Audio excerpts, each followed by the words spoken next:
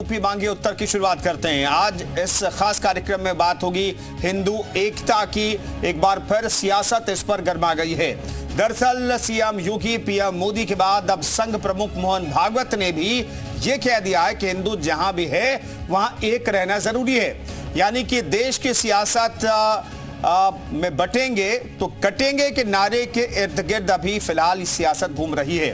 विजयदशमी के मौके पर संघ प्रमुख मोहन भागवत ने कहा कि दुर्बल रहना अपराध है, हमें दुर्बल नहीं एकजुट और संगठित होना होगा। अगर संगठित नहीं रहे तो मुश्किलें आएंगी। वहीं भागवत ने कहा कि उपद्रव के पीछे कट्टरपंथ है और कट्टरपंथी लोग दुर्बलों के लिए संकट है। नागपुर से संघ प्रमुख का यह बयान आया तो दिल्ली से लेकर लखनऊ तक हलचल मच गई। जहां एक तरफ कांग्रेस मुस्लिमों की हिमायती बनकर सामने आई है तो वहीं सपा प्रमुख अखिलेश यादव ने संघ को नफरत की राजनीति करने का संघ पर आरोप मढ़ दिया है। देश के लिए मुसलमानों ने भी कुर्बानियां दी, ये भी कह दिया है। यूपी मांगे उत्तर में आज बहस इसी मुद्दे पर होगी कि आखिर हिंदू एकता के सवाल पर विपक्ष को मिर्ची क्यों लग जाती है और क्या विपक्ष के जाति जनगणना के मुद्दे पर हिंदू एकता का संदेश भारी पड़ रहा है।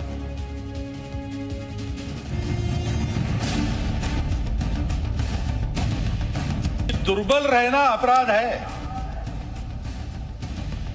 हम अगर दुर्बल है, असंगठित है, तो उसका मतलब हम अत्याचार को निमंत्रण दे रहे हैं।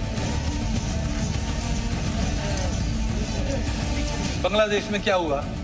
पहली बार वहां का हिंदू संगठित होकर अपने बचाव में रास्ते पर आया, इसलिए कुछ बचाव हो गया। यही लोग जो विचार दे रहे वो कहाँ थे लोग? हिंदू राष्ट्रांग भूता वस्य देहि शक्तिम। राष्ट्रीय स्वयंसेवक संघ के प्रमुख मोहन भागवत ने विजयदशमी उत्सव पर हिंदू एकता का बयान क्या दिया। विरोधियों को मानो हमलावर होने का मौका मिल गया। संघ प्रमुख मोहन भागवत ने बांग्लादेश का उदाहरण दिया। कहा कि जहां रहें संगठित होकर रहें, तभी खुद को बचा पाएंगे। हम अगर दुर्बल है, असंगठित है, तो उसका मतलब हम अत्याचार को निमंत्रण दे रहे हैं। निमित्त कुछ नहीं चाहिए, हम दुर्बल है, यह निमित्त पर्याप्त है। और इसलिए जहां कहीं भी हम हैं वहां संगठित रहना, सशक्त रहना। मोहन भागवत का बयान सामने आया तो अखिलेश यादव ने उन पर निशाना साधा। अखिलेश यादव ने कहा कि जिस वक्त बांग्लादेश में हिंसा हो रही थी उस वक्त बीजेपी आरएसएस के लोग कहां थे। देखिए कौन क्या कह रहा है अंतर्राष्ट्रीय स्तर पर, और जिस समय भारत को अपनी फॉरेन पॉलिसी के तहत बांग्लादेश को बचाना चाहिए था, तब भारत के लोग कहां थे? यही लोग जो विचार दे रहे वो कहां थे लोग? मोहन भागवत के बयान पर कांग्रेस ने भी तंज कसा। कांग्रेस ने कह दिया कि भारत में अल्पसंख्यकों को एकजुट होने की बात इन्हें बुरी क्यों लगती है। लेकिन एक हैरानी की बात यह है कि वहां तो माइनॉरिटीज को एक होना चाहिए, और हिंदुस्तान में अगर माइनॉरिटी कह दें कि हमें एक होना चाहिए तो इनको लगता है कि साहब ये एक कैसे हो रहे हैं। देश के अंदर हिंदू और मुसलमान को लेकर इस वक्त सियासत चरम पर है। संघ प्रमुख ने हिंदुओं को एकजुट होने की बात की तो विपक्ष में मौजूद पार्टियां हमलावर हो गई। ब्यूरो रिपोर्ट, जी मीडिया।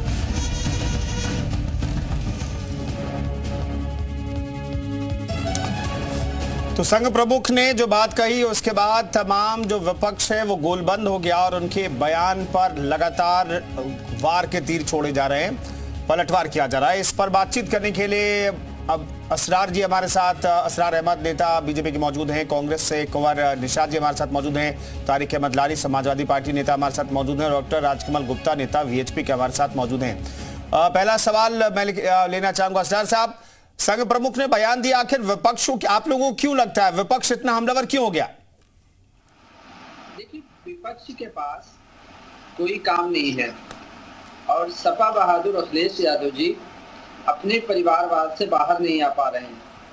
जो इंसान अपने परिवार से बाहर ना आए, अभी आपने देखा होगा कि थोड़े दिन पहले एक लिस्ट जारी की, उसमें खाली परिवार का नाम है। इन्होंने जो पीजीए का नाम दिया वो परिवार डेवलपमेंट अथॉरिटी का नाम देना चाहिए इनको, और अपने परिवार को आगे बढ़ाना चाहिए जिस तरह ये बढ़ा रहे हैं। इनके पास ना कोई वजूद है, न इनके पास नीति है और न नीयत है। इधर उधर की बातें, अनर्गल बातें करना ये अखिलेश यादव जी और विपक्ष का काम रह गया है। ये आप जाके कांग्रेस की गोदी में जिस तरह बैठ गए हैं अखिलेश यादव जी, तो इसी तरह उल्टा सीधा बयान देना इनका काम रह गया है। एक जो संस्था देश के लिए काम करती हो, जो राष्ट्रीय स्वयंसेवक संघ जो देश में लोगों को जोड़ने का काम करता हो, उसको ये इस तरह बयानबाजी करना ये अखिलेश यादव की को जेब नहीं देता है। ठीक है राजकमल साहब, आखिर हिंदुओं के एकता की तो बात की आप संघ प्रमुख मोहन भागवत ने, आपको क्या लगता है कि आखिर विपक्ष इतना हमलावर किस वजह से हो गया? मुसलमानों एक हो जाओ, देख लो इजराइल में क्या हो रहा है, देख लो फिलिस्तीन में क्या हो रहा है हमारे साथ, हम भी ये नारा दे तब तो बड़ी मिर्ची लग जाएगी साहब। इजराइल फिलिस्तीन का झंडा अगर हम उसके समर्थन में निकाल देते हैं तो हमको गिरफ्तारी कर ली जाती है। किस लिए कर दी जाती है भाई? कोई फिलिस्तीन हमारा दुश्मन देश तो है नहीं, फिलिस्तीन को तो बाकायदा यहाँ से मदद भेजी जाती है, तो फिर हम क्यों गिरफ्तार किए जाते हैं? ये सरकार की मानसिकता है कि इस्लाम मुसलमान के खिलाफ, हम लोग के खिलाफ इनको बोलना ही बोलना है, देश की अखंडता के खिलाफ इनको बोलना ही बोलना है, देश को विभाजन की तरफ इनको ले जाना ही ले जाना है। ये देश के विभाजन की हमेशा से पैरोकार रहे हैं। पहले भी इन्होंने जिन्ना और श्यामा प्रसाद मुखर्जी ने मिलकर देश का टू नेशन थ्योरी का फॉर्मूला किया। नहीं तारिक साहब, ये कभी गिरफ्तारी किसी की हुई है क्या कि मुस्लिम एकजुट हो जाओ, देश के मुस्लिम एकजुट हो जाना चाहिए? क्या ऐसी बयानबाजी पर कभी किसी गिरफ्तारी हुई है? किस बयानबाजी पर भाई कि मुसलमान जो है देश में एकजुट हो जाएं, यही बात तो मोहन भागवत साहब ने कही कि भाई जो हिंदू हैं वो एकजुट हो जाए, इसमें क्या गुनाह है? लेकिन आप तो नसरल्लाह की बात करते हैं कि मुसलमान एकजुट हो जाओ, देख लो फिलिस्तीन में क्या हो रहा है हमारे साथ। हम तो ये भी कह सकते हैं, लेकिन हम लोग नहीं कहते हैं। हम अपने देश की बात करते हैं सर, हम अपने देश की बात करते हैं कि हम देश में कहां हैं। हम तो कोई बात नहीं करते, कोई वहां चंद्रबाबू नायडू को वोट दे रहा है, कोई नीतीश जी को वोट दे रहा है, कोई ममता बनर्जी जी को वोट दे रहा है, कोई कहीं कांग्रेस को वोट दे रहा है, कहीं क्या नाम है जलता को वोट दिया जा रहा है, कहीं स्टैलिन को वोट दिया जा रहा है।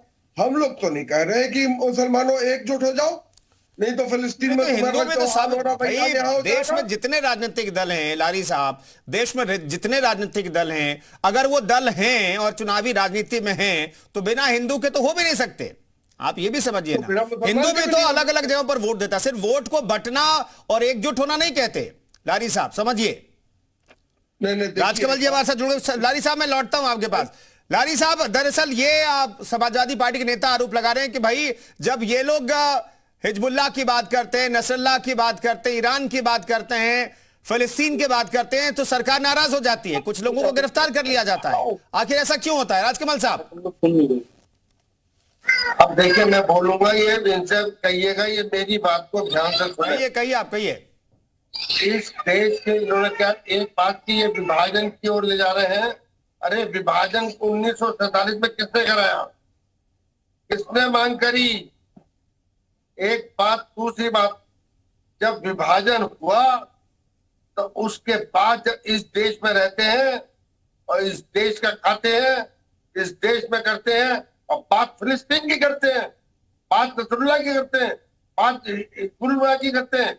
अरे एक बात, आप बांग्लादेश के हुए वहां तो कितने इन्होंने आपने वहां पे प्रदर्शन करे, कितना क्या हिंदुओं के साथ गलत हो रहा है। बात है हिंदू एकता के ऊपर करते हैं। अगर हिंदू एक नहीं हुआ ना तो ये इन जैसे लोग, मैं इनको साफ साफ बता दूं कि ऐसे ही लोग विभाजन की ओर इस देश को ले जा रहे हैं। ये अपनी मानसिकता बदले। उनको केवल हिंदुस्तान के अंदर रहना है तो हिंदुत्व की बात करनी होगी, ये सारी बातें छोड़नी होंगी। और हमें समझा रहे हैं कि साहब मोहन भागवत जी ने ऐसा कह दिया। अरे मोहन भागवत जी, ये हम ही है। नमस्ते सदावत चले मातृभूमि, अहे धरती माता, हम तुझे नमस्कार करते हैं, तुझे प्रणाम करते हैं। और ये क्या समझते हैं? अगर इनका बात से पहली बात तो ये, इनका झुकाव पाकिस्तान में, और ये हमारे साथ क्या कर रहे हैं, थूक के दे रहे हैं, पेशाब कर रहे हैं, ऐसी ऐसी हरकतें कर रहे हैं। करते पहले भी थे, पहले पता नहीं था। आज सोशल मीडिया इतना आगे बढ़ चुका है, कहीं वीडियो बना के वायरल हो रही है वो। ठीक है, मैं आता राजकमल जी। कुंवर निषाद साहब, आपके एक नेता को दिक्कत यह कि भाई यही बात जब मुसलमान देश में करते हैं तो आपत्ति क्यों हो जाती है? किसी को क्या आपत्ति? अगर मुस्लिम कहे कि एकजुट रहना चाहिए, समाज को एकजुट रहना चाहिए, तो कब किसने आपत्ति दर्ज कराई कि हाँ नहीं मुस्लिमों को बट के रहना चाहिए? किसने कह दिया? देखिए, सबसे महत्वपूर्ण बात तो यह है कि जब इस देश में बात चलती है कि हिंदुस्तानियों एक हो जाओ, तब आरएसएस प्रमुख कहते हैं कि हिंदुओं एक हो जाओ।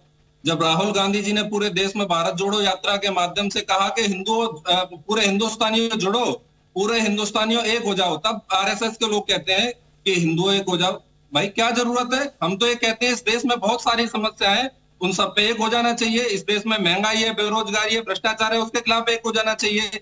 इस देश में आरएसएस की कोई बहुत बड़ा महत्व नहीं है। और सबसे महत्वपूर्ण बात यह है, न तो मोहन भागवत किसी संवैधानिक पद पर है और न मोहन भागवत कोई धर्माचार्य हैं, तो उनकी बात को गंभीरता से लेना यह कोई जरूरी नहीं है। लेकिन आरएसएस की जो सोच रही है, जैसे उन्होंने बयान दिया, पूरा विपक्ष एकजुट होकर के उनके बयान का जवाब देने लग गया। अगर इतने गैर जरूरी है, इतने महत्वपूर्ण व्यक्ति नहीं है, तो फिर जवाब देने की जरूरत नहीं थी ना कुंवर निशात साहब। दे तो रहा हूं जवाब। देखिए, जो काम तालिबान ने अफगानिस्तान में किया, वही काम हिंदुस्तान में आरएसएस करना चाहता है। आरएसएस इस देश को सिविल वार की ओर धकेलना चाहता है। कुंवर निशात साहब, मैं इसे एक्सेप्ट नहीं करूंगा।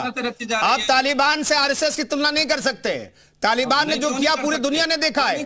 तालिबान ने जो किया पूरी दुनिया ने देखा है। मैं कुंवर साहब, कुंवर निशात में अलाउ नहीं करूंगा। ऐसे कुछ भी आप टीवी पर बैठे हैं, आप कुछ भी नहीं कह सकते।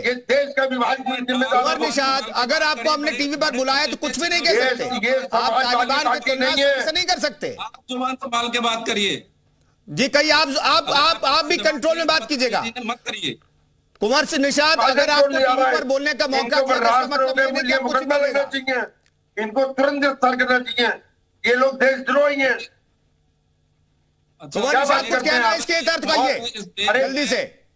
अरे देशद्रोही आप लोगों को, आप देशद्रोही हो।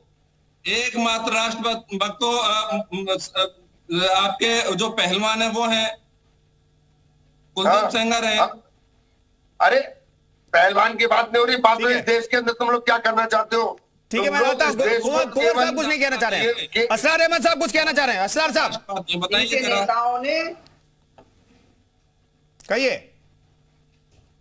जिस तरह से बुराई करते हैं हिंदुस्तान की, ये मानसिकता ठीक नहीं है कांग्रेस की। राजकमल साहब कुछ और ऐड ऑन करना चाह रहे थे आप, जल्दी से।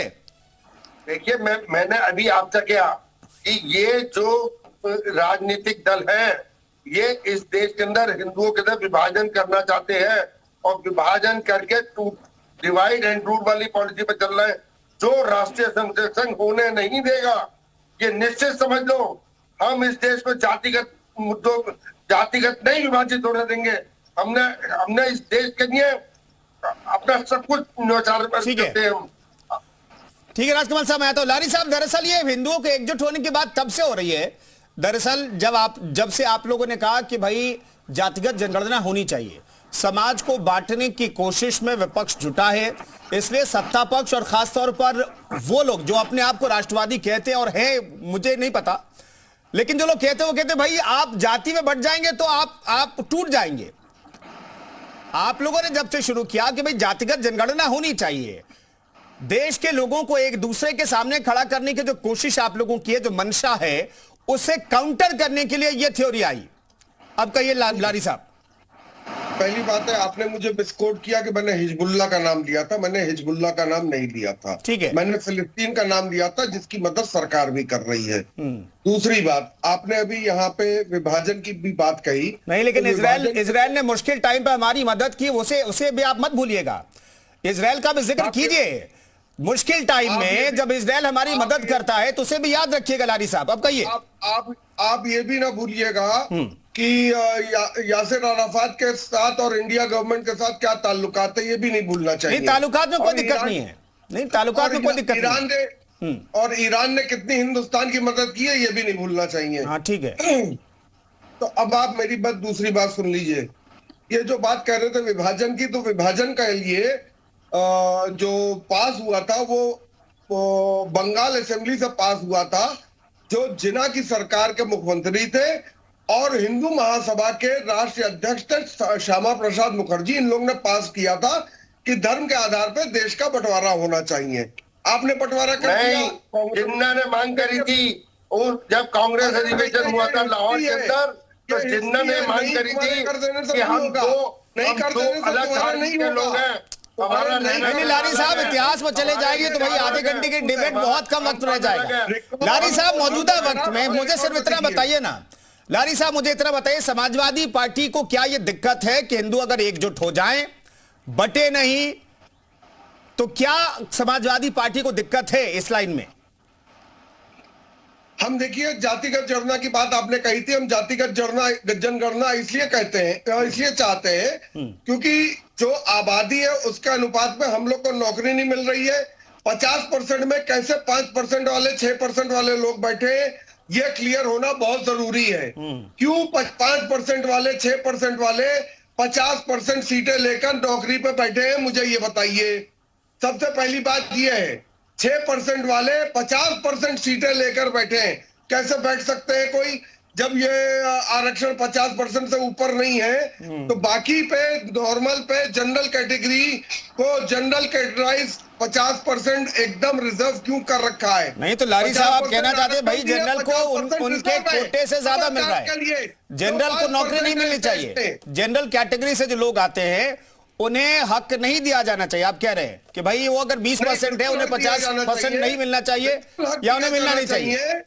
बिल्कुल हक दिया जाना चाहिए। अरे आपको जानकारी नहीं है, आपको ये जानकारी नहीं है कि 6%, आपको जानकारी नहीं है। पहले आप ज्ञान प्राप्त करिए कि 50% में, अरे आप, मैं कह रहा हूँ आप पहले जाके पढ़ के आइए कि 50% जो जिनको मिली 50%, अरे 50% तो अलग अलग विद्यार्थी ले गए, 50% उनको मिलना चाहिए, 6% इनको देकर बाकी 94% सबके लिए खोल देना चाहिए। आरक्षण कम भी हो जाएगा और इन लोगों को नौकरी भी मिल जाएगी इनके आबादी के हिसाब से। 6% की आबादी है, 6% ही आरक्षण देना चाहिए इनको, बाकी आरक्षण सबके लिए ओपन हो जाना चाहिए। ठीक है असरार अहमद साहब, सुझाव आपने सुना होगा। असरार साहब, लारी साहब को सुना आपने? आरक्षण का फॉर्मूला तय कर दिया लारी साहब ने, विपक्ष ने, समाजवादी पार्टी ने। असरार अहमद,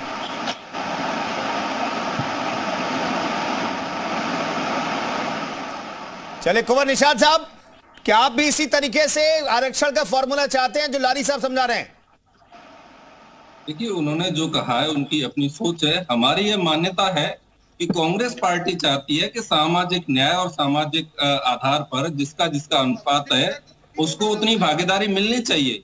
और इसमें जातिगत जनगणना से अगर सामाजिक न्याय का अगर रास्ता खुलता है, यदि बहुत बड़े तबके को न्याय मिलता है, तो इसमें भारतीय जनता पार्टी और आरएसएस के लोगों को कोई दिक्कत नहीं होनी चाहिए। आरएसएस और बीजेपी के लोगों ने कदम कदम पर जातिगत जनगणना का विरोध किया है, लेकिन आज जो मुद्दा है, जिस प्रकार की वो बात कर रहे हैं, मोहन भागवत ने जिस प्रकार की बात की है, इस देश में पंजाब, सिंध, गुजरात, मराठा, द्रविड़, उत्कल, बंगा, ये सारे लोग अगर इसी तरह की बात करने लगे, ये सब भी लोग अपनी अपनी एकता की बात करने लगे, तो कहां हिंदुस्तान रहेगा? इसलिए हिंदुस्तान को एक रखने के लिए, चीन हमारी जमीनों को कब्जा कर रहा है, तो हिंदुस्तान को एक रखने के लिए सबको एक होना होगा।